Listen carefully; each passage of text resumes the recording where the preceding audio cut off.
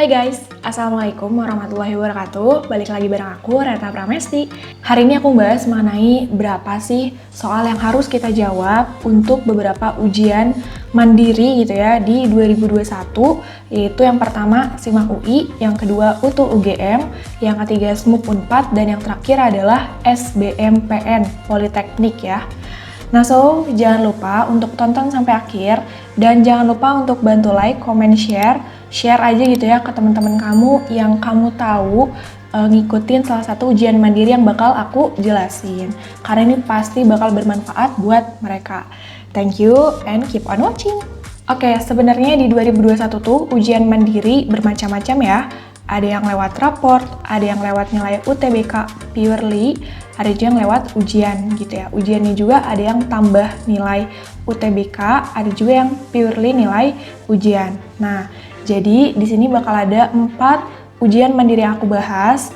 Nanti aku bakal bahas tentang ujiannya itu nanti tuh online atau offline kemungkinan, tipe soalnya seperti apa, penilaiannya seperti apa, dan saran untuk ujian mandiri tersebut menjawab berapa soal agar bisa lulus. Oke? Dan disclaimer dulu, ini hanya pendapat pribadi, jadi ini subjektif, serta ada tambahan lain ya, dari misalnya pengalaman orang lain yang lulus, dan juga dari survei yang sudah aku lakukan di internet gitu ya. Baik dari YouTube maupun dari blog-blog terkait. Jadi itu referensi-referensinya. Bukan berarti ini berasal dari official atau resmi, oke? Sip. Nah, langsung aja ya, kita masuk ke pembahasannya. Jadi yang pertama itu adalah ujian SIMAK UI, seleksi masuk UI. Nah, ini aku khususin untuk jenjang yang sarjana, jadi bukan magister, doktor, profesi, dan yang lain. Jadi SIMAK UI tahun ini itu diselenggarakan melalui online ya. Jadi tesnya itu apa aja? Tesnya itu adalah tes kemampuan dasar dan tes kemampuan akademik. Di mana tes kemampuan dasarnya itu ada 3 subtes, matematika, Indonesia, dan Inggris, serta untuk tes kemampuan akademiknya sesuai dengan jurusan. Kalau misalnya ambil jurusan yang sosum, pasti dapat yang sosum. Misalnya ekonomi, geografi, sejarah, dan sosiologi. Kalau misalnya saintek itu matematika, IPA, fisika, kimia, dan biologi. Nah, secara penilaian SIMAK UI 2021 itu masih mengikuti yang tahun lalu. It means itu ada benar salahnya. Jadi kalau misalnya benar itu plus 4, salah min 1. Dan kalau misalnya tidak menjawab itu 0. Jadi saran yang aku berikan untuk teman-teman yang ikut di SIMAK UI, nah karena ada negatifnya nih ya ketika salah, kerjakan yang bisa saja. Secara persebaran soalnya ini seperti ini. Jadi untuk yang IPA atau IPS itu 60 soal. Nah, tapi untuk yang IPA itu subtesnya 15 soal ya per subtes dan waktunya lebih lama dibandingkan IPS. Kalau IPA itu 120 menit, kalau IPS 60 menit. Dan untuk yang kemampuan dasarnya, yang MTK Indo-Inggris, itu 45 soal dengan per subtesnya itu 15 soal. Totalnya adalah 60 menit, berarti 20 menit per soal, kan ada 3 subtes. Nah, jadi aku sarankan kerjakan yang bisa aja ya, yang pertama. Terus yang kedua itu adalah usahakan per subtes itu minimal 1 gitu kejawab ya.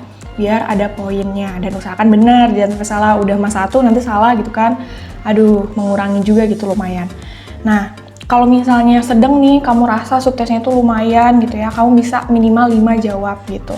Dan untuk yang bisa gitu minimal 10 lah, jangan buang kesempatan gitu ya. Dan kalau misalnya bisa banget, mending semuanya aja ya nggak sih? Jadi bayangin tuh kalau misalnya 80% benar dari apa yang sudah kamu jawab, misalnya di TKA-nya kamu benar 20-30 soal, lalu di TKD-nya kamu benar 30-40 soal, itu bakal memperbesar peluang lulus kamu gitu ya.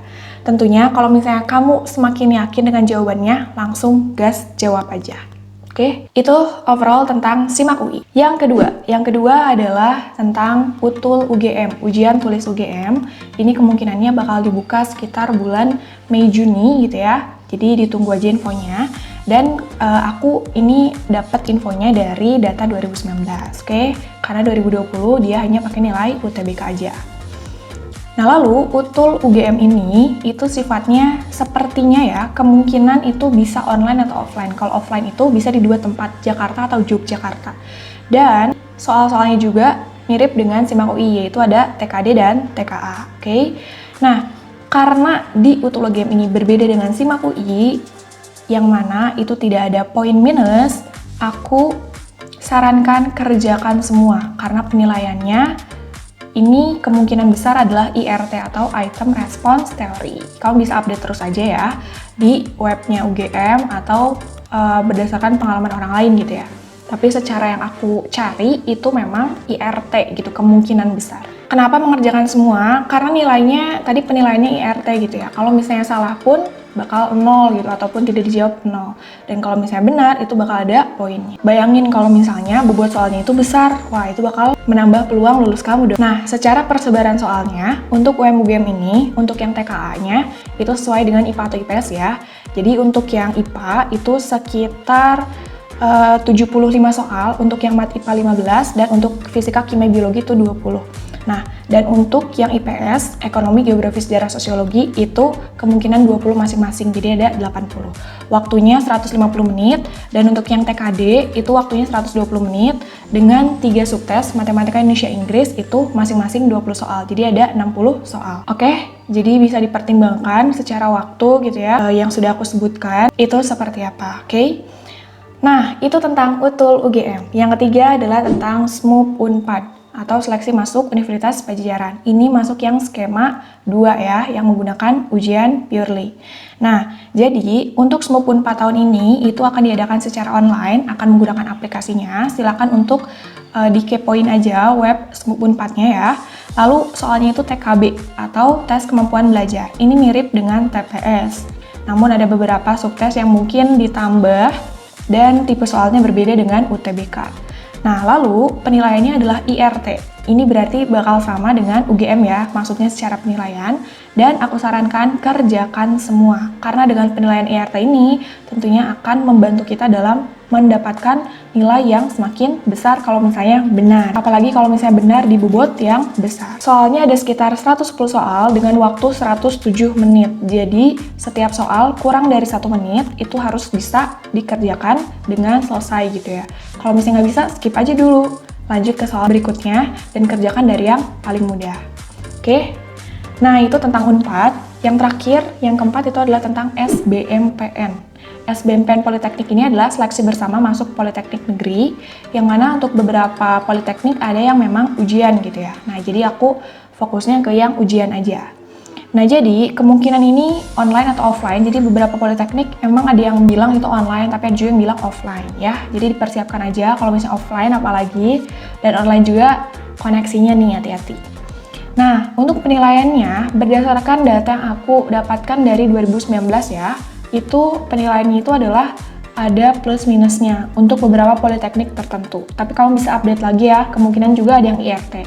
Nah, jadi kalau misalnya ada plus minus, ini mirip sama yang UI, kerjakan yang bisa aja.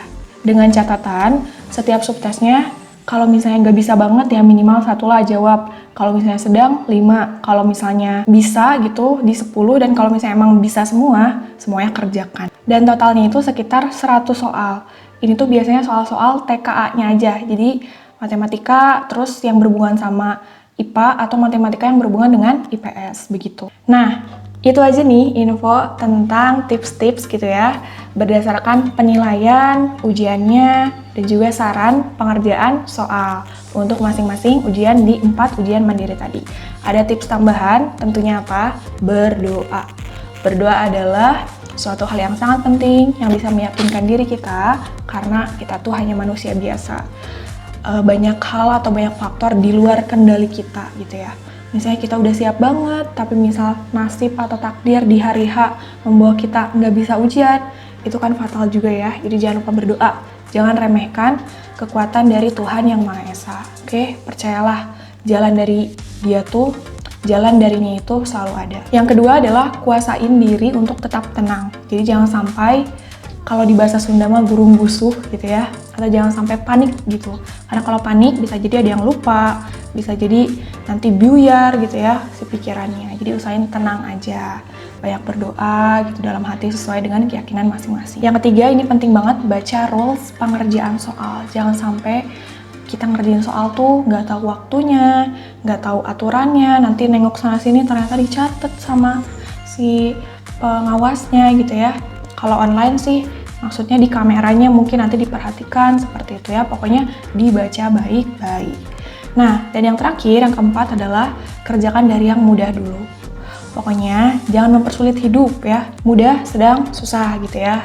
Kalau misalnya susah, sedang, mudah, nanti di awal udah kehabisan waktu, di akhir yang sebenarnya bisa ngerjain soal-soal mudah malah kehabisan waktu. Sayang banget ya, udah daftar, biayanya itu nggak murah, dan malah mengecewakan.